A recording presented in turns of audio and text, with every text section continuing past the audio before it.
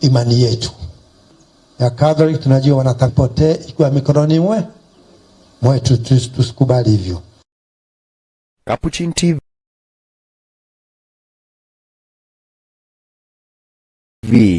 kitambulisho Katoliki.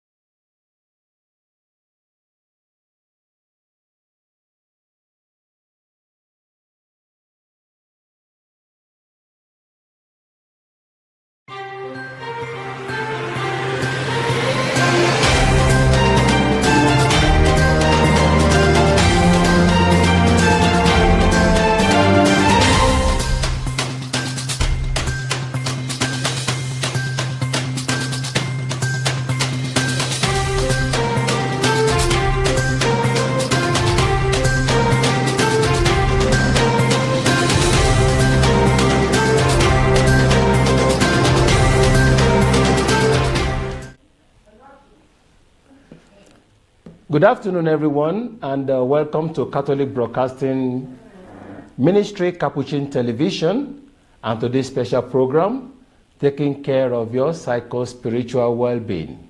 My name remains Joyce Pius Segunjobi, Reverend Father, and we run this program every Thursday from 2:30 to 3 p.m. Eastern African Time. As I begin, as you are watching, just begin to subscribe if you have not subscribed, and begin to share to your friends and your relatives as we continue. You know, today it's very easy to hear this word abuse, abuse, abuse. And of course, when you see people talk, they say, oh, my father abused me physically when I was young, or something close to that. So we begin to ask ourselves, actually, what is this abuse all about? And of course, we begin to even have misunderstanding between the words of discipline, punishment, and abuse. So today, we'll be talking about child and elder abuse. Yes, child and elder abuse. Because not just because of only the child can be abused, even an elderly person can be abused. I know some of us are aware of that. Some of us don't even think about that. So when people abuse their parents or the elderly ones who are in their old age, we don't seem to say anything. We don't say, we just let it go. So when we talk about abuse, actually, what does it really mean? An abuse, of course, could be seen in different, and can be understood from different perspectives. One, it could be understood as something, when you use something to bad effect or for a bad purpose. When you misuse something, that could be like an abuse. Also, when you talk about when you treat people cruelly or violently, especially regularly or repeatedly, you are trying to do something negative to somebody, that can also be an abuse. And of course, we know that when we are not using something properly, it can also mean an abuse. I'll give you an example. When a doctor just prescribes a medication to you or for you, and then you they say take 2 tablets in the morning, in the afternoon, and in the evening. And guess what? You took it in the morning, but you did not take in the afternoon and the evening. You are abusing that medication. And of course, when you overuse it also because you think, okay, 2 tablets may not work for your headache or for whatever it is, and you take more than that, you are abusing it. So we have abuse in different ways. But that is not what we are really talking about today. We are talking in terms of a child abuse and the elder abuse. So I begin from a child abuse. So what do we actually talk about child abuse? We will have to understand what is the context of what our people will call child. Who is a child? And that's the first question. Of course, it's easier to think is a baby who is still crawling, or somebody who is about 3, 4, 5, 6, 7, 8 years old, or even up to the 10-year-old, because by the time you see somebody about a 10 or 11-year-old, they start telling you that, Mommy, I'm no longer a baby, I'm not a child. Of course, you begin to hear that. But by definition, what we really call a child is somebody who is below the age of 18. Because in most countries of the world, not all the countries, don't get me wrong, in most countries of the world, people from 18 years and above are considered to be adults. So when you talk about a child here, we're talking about somebody who is below the age of 18. We call them minor. They could be as a child. Some countries don't consider 17-year-old as a child. They will probably go to maybe from 0 to 16 as a child. And but does it really matter? But is anyone actually who is just, let's say between the age of 18? And guess what? Even if you are 18 years old till about 20 years old and you are still under your parents going to school, and when we talk about having your education, not when you are doing your PhD at the age of 20 or when you are doing your master's, no, when you are still having your basic education, which is not what we call an advanced education, and you are still between the age of 18 and 20, probably you are still in high school or you are just in the university, you are still considered sometimes, when you are in your first year of your university training or studies, we still say you are a child. So when we talk about this child now, what we begin to understand from understanding the child, that okay, when you're not talking about child abuse, what does that mean? And of course, that could be understood in many ways as well. But again, before we begin to look into it again, in the general terms, it is when someone, whether through an action or failing to act, I repeat, whether through an action or failing to act, causes injury or death or emotional harm or a risk to serious harm to a child. I repeat, whether you are acting or your lack of acting, you are not doing anything, failing to act. And I give you an example of that. You see somebody maltreating somebody crazily, and you kept quiet over it. You are also involved in the child abuse. And, you see a parent using the old part of soup and pouring it on the child, and you say something. You did not report it. You did not do anything about it. You are also involved in the child abuse. So it's not just for somebody who actually did something that they make it child abuse. And this can be seen in different ways. Child abuse can be seen as physical, sexual, grooming, a lot of things. And we'll look at some of them as we continue.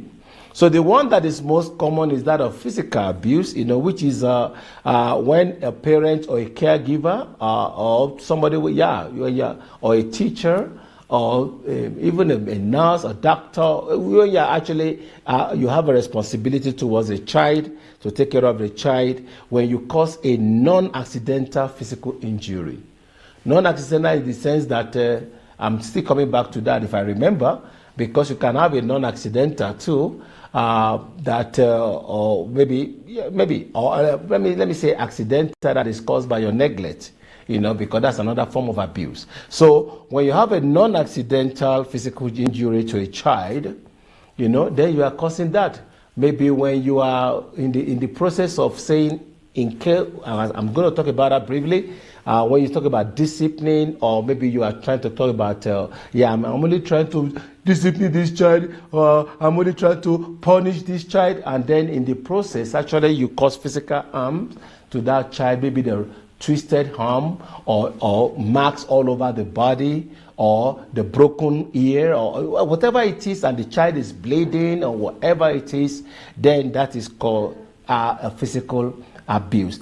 And like I said, many people have been through that. Of course, I was through it. But again, when we say about physical abuse in that sense, there's a problem there, because an African, for example, will not want to believe that beating my child is an abuse. What are you talking about? Because we have the statement that if you don't punish, how else can a parent, discipline their child and make them behave? Of course, there are many alternative ways of punishing a child. It's not only beating, but even if you have to beat, sorry, I have to say, even if you have to beat, because scripturally, the scripture says, it is the child the father loves that he chastises. Of course, and the proverb says that when you throw away the rod, you spoil the child. So you may actually think you really want to have to beat, but of course we still know that, guess what? We have been beating your children. Have they changed? You have been beating them, almost killing them. Have they actually yielded to what you are asking them to do? So, meaning that beating necessarily does not actually mean the behavioral changes. There are many other things you can do to actually change a child. I was sharing somewhere recently, and I was saying that, my elder brother, if you want to punish him, he doesn't mind you beating him, but don't deny him food. And for me, I was like, no, take away the food, but don't beat me. You see, we even react differently to the way our parents train us. But again, we have to come to understand that what is discipline and what is punishment. And of course, generally, we used to say that when people, when you are trying to, discipline is when you are trying to teach a child something. You are trying to teach a child by setting rules and regulation. If you go out, I'm going to do this, or don't do this because of this. You are trying to discipline your child. However, when we look at the punishment is a negative discipline that is not just to correct a child or to even prevent the child from doing something. It's a way you are trying to remove that thing from a child. And like I said many times, it doesn't really work like that. So, but again, I go deeper to look at it. What makes it discipline or not discipline is not necessarily because of whether you beat or not beat. Is what is the intention for beating? What are you trying to say? Are you correcting your child in love, or because you are feeling pain, you are hurt, you are angry, or you hate? So when your punishment, call it that way, or the discipline, it doesn't matter, because we use the two words interchangeably. When it is out of love, that is positive. When it is out of hatred or out of anger that you are doing that to your child, then that may be negative, and that is where the problem is. And of course, we know that almost about 28.3% of people, adults have reported, not those who have been abused, but have reported physical abuse even when they were children. Also, we also talk about the sexual abuse, which is the one that actually gets everybody really crazy. And this is when you actually take advantage of a child. Somebody's a child. A child here, there are age preferences here, because if a 17-year-old probably had sexual relationship with a child of 16 years, they may say probably there's no problem with that. But if somebody with 18 years having need to do with 17 years, there's a problem, because there's a line in there where someone is an adult and the other one is a child. And in some countries and in some states, actually, you also find that there could be a child abuse even when somebody is 15 years old having sexual relationship with somebody who is 10 years old. We know that can happen, but anything that we are trying to do with a child that it has to be do with a sexual gratification or sexual exploitation is considered sexual abuse, and that is very much in our world today.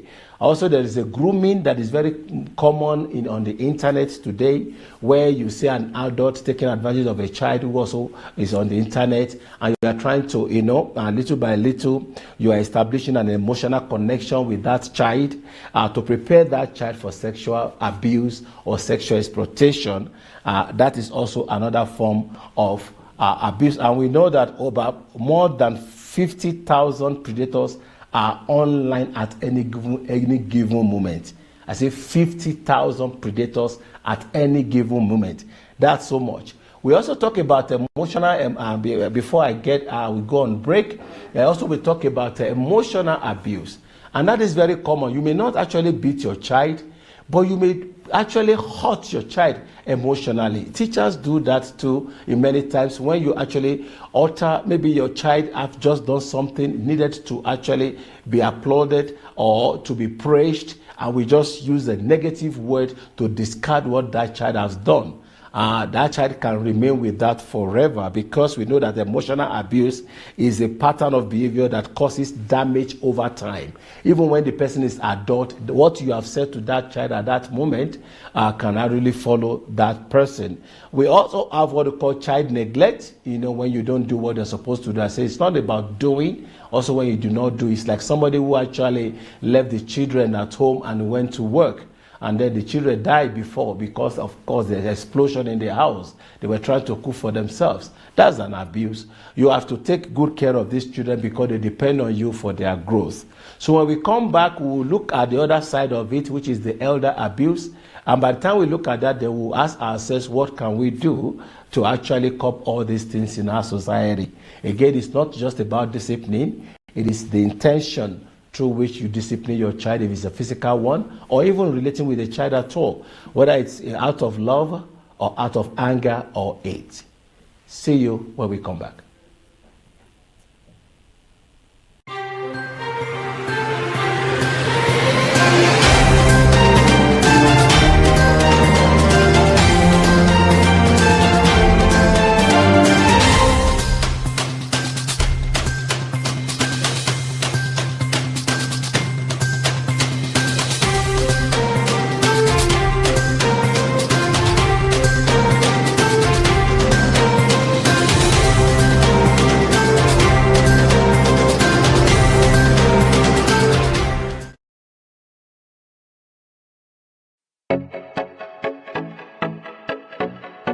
Hail, Holy Queen, Mother of Mercy, hail our life and sweetness and our hope.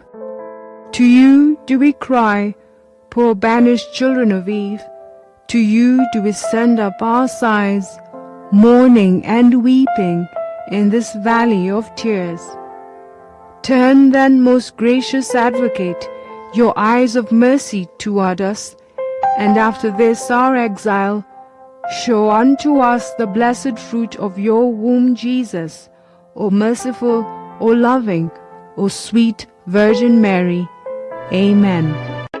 To get Hail Holy Queen as your Skiza tune, send Skiza followed by code 738-10258 and send it to 811.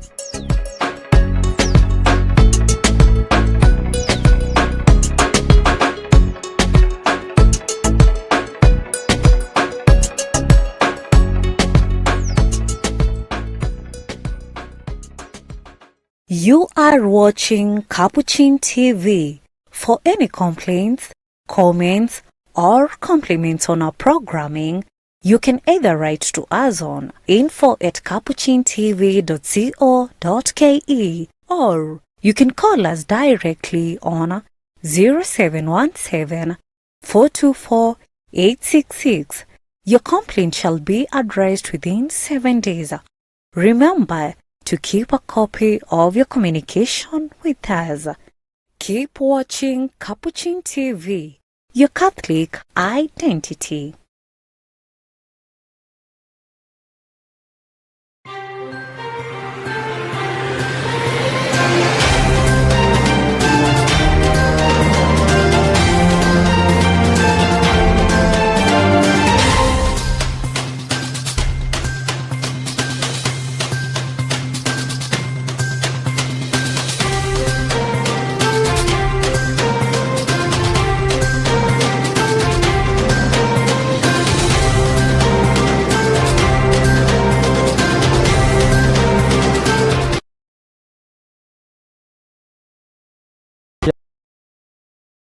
Ministry Capuchin TV, and to this program, taking care of your psycho-spiritual well-being. And my name again is Joseph Segujobi, Reverend Father.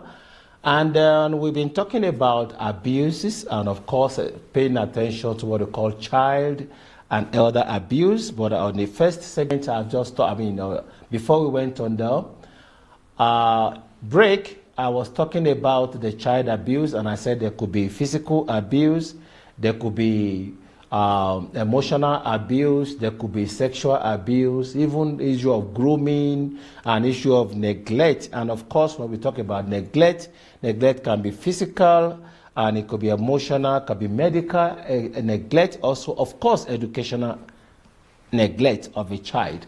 These are ways we actually abuse a child because we are causing either physical or emotional, even spiritual harm to the child, even though, like I said, we have to know the difference between being disciplined, and of course that's where I ended with, discipline and punishment. That discipline actually try to correct, not just even correct, even to prevent the child from doing something, because by setting rules and regulations. And in the terms of punishment, it's like a kind of a consequence of an action, and we call it a negative discipline. But I'm saying that beyond that is that it is the intention behind what you are doing. Are you chastising the child in love or in hate? In love, or because you are angry, or because you feel disappointed that your child have done something, or feel, and you paying attention to your own feelings and everything, and not to what the child feels. But guess what? It's not only a child that is abused. Elders are also abused. And this is when you talk about elder abuse. This is a single or repeated act or lack of appropriate action occurring within any relationship where there is an expectation of trust which causes harm or distress to an older person. And I bet you there are different ones. So according to the National Center for Elder Abuse, it said they tried to talk about the different types of abuses. There are about 7 that they mentioned. Of course, I added one, and I will tell you which one I added later. So they also talk about the physical abuse of an elderly person, and you can find that very much with the caregivers or the caretakers of the elderly people, especially those who are in the hospices or those who are under our care, because they have gotten to the level in their life where they actually depend on us. We start from depending on our parents, we grow up, and then we come back again to depend on our children. From depending on your parents to depending on your children. And that is the circle of life. So when we get to that stage, then I used to remember one of my cousins, because my grandfather actually, one of my grandfathers was actually blind, my maternal side. And I remember as a kid, we used to play around this grandfather. And I have a cousin that is very fond of this man. And then she would want to feed him. But instead of putting the food in his mouth, sometimes she eats most of the food than the one she's supposed to give to. Of course, we laugh about it at that time when we were young, but that's another form of actually elder abuse. And of course, it can be caused physically too, because we know they are fragile and we cannot do anything. We sometimes hit them with something and cause physical harms to them or maltreat them. And that happens in many nursing homes today, where the elderly people are being taken care of. If you have a nurse or a caregiver that is actually very mean, they do that, and so when they use the physical force, that may result in bodily injury, physical pain, and of course impairment on the elder, that we call that physical abuse of an elder. Also, guess what? There could be sexual abuse against on the elders. And guess what? In some countries, that is even outrageous, where you see a young boy, a teenager, trying to rape somebody who is a great-grandfather or great-grandmother. You can find that. That still happened very much in our society, even though it is rarely reported or rarely handled, but we know that it actually happened. And this is also, again, in a general terms, it's when you have a non-consensual, because the person is not giving you a consent. When you're having a non-consensual sexual contact of any kind, maybe you are just touching the private part of the person, or you are just, doing whatever that is sexual around that person, even when the person is not giving you consent, probably because the person is not even able to give that consent at that time for health reason, and you are taking advantage of that person. It's called elder sexual abuse.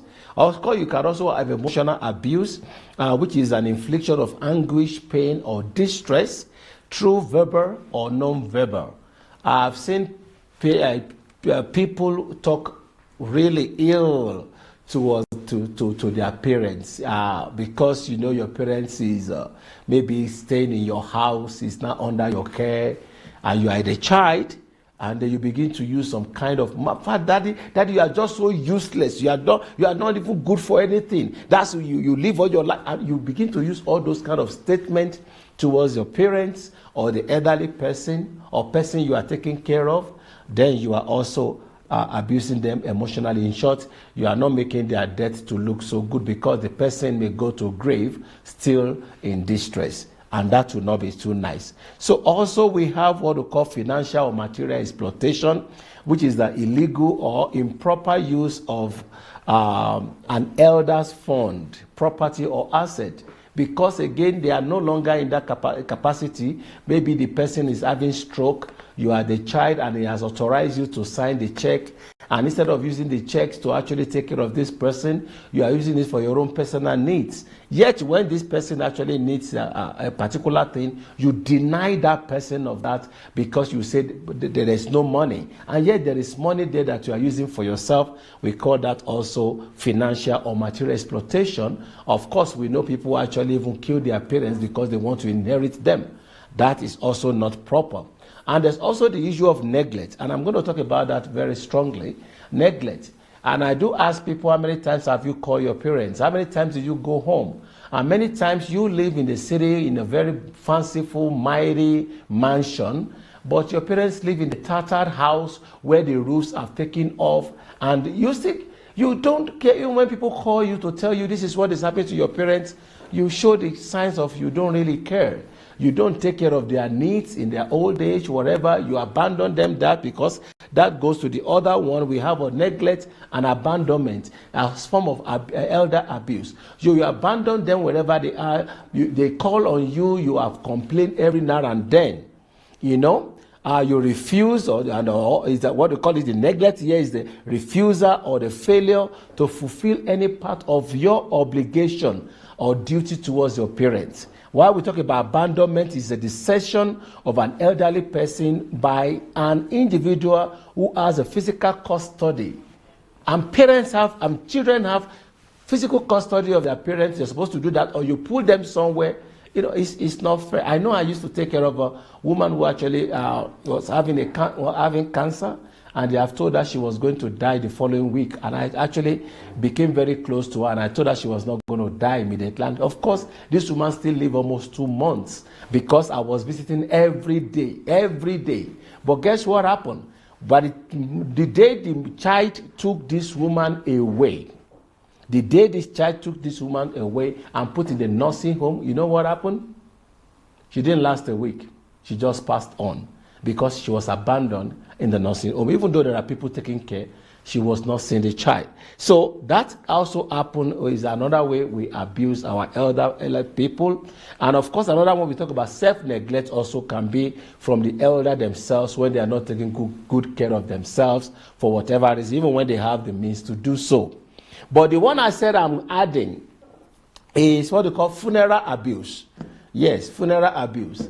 When you have neglected your parents or the elderly ones, you neglected them, you abandoned them, they were calling for you, you were not taking good care of them. But guess what? When they die, you want to celebrate, to offer the greatest funeral ever for the person you did not take care of when they were alive. I used to tell people, do the funeral when they are alive. Give them all that they need when they are alive. Give them the attention, the elderly ones, the attention they needed, anything, whatever, when they are alive. That's when it is meaningful to them. Not the celebration you throw around when the person is dead. Who are you doing that for? For your own ego or what? And when you think the person will be praying well for you. think about it. So we need to work around all these things, of course, and there are prevalence of that in many ways. But what can we do? What can we do? It's just the fact that let us be human. You know, we need to be human and be cautious. To be human towards our children, to know that our children are also human beings. That every person is a human person and deserve respect and honor, and never to take advantage of anyone. And of course, whether the person is a child or an adult. And guess what? When you notice, even though some countries will call some people mandatory reporters, I believe all of us should be mandatory reporters. Mandatory reporters that you are supposed to report any abuse that you notice, whether to a child or to an adult, because we should be our brother's keepers. We should be our sister's keeper. We should be concerned about others, so that our own life too, we know that somebody is going to take good care of us. Because when you treat the elderly person badly, you're going to get old one day.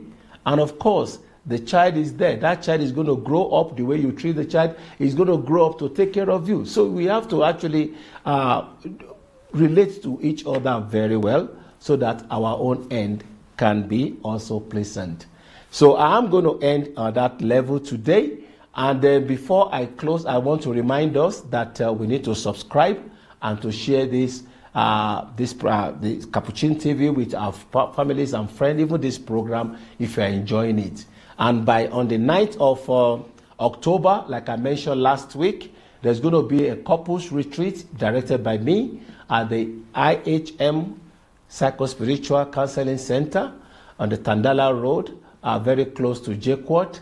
And you are invited to join. It's just 5,000 Kenya shillings per couple, and you need to register with, of course, with the 500 shillings to this number, in-person number 074 074 3236 828 074 3236 828.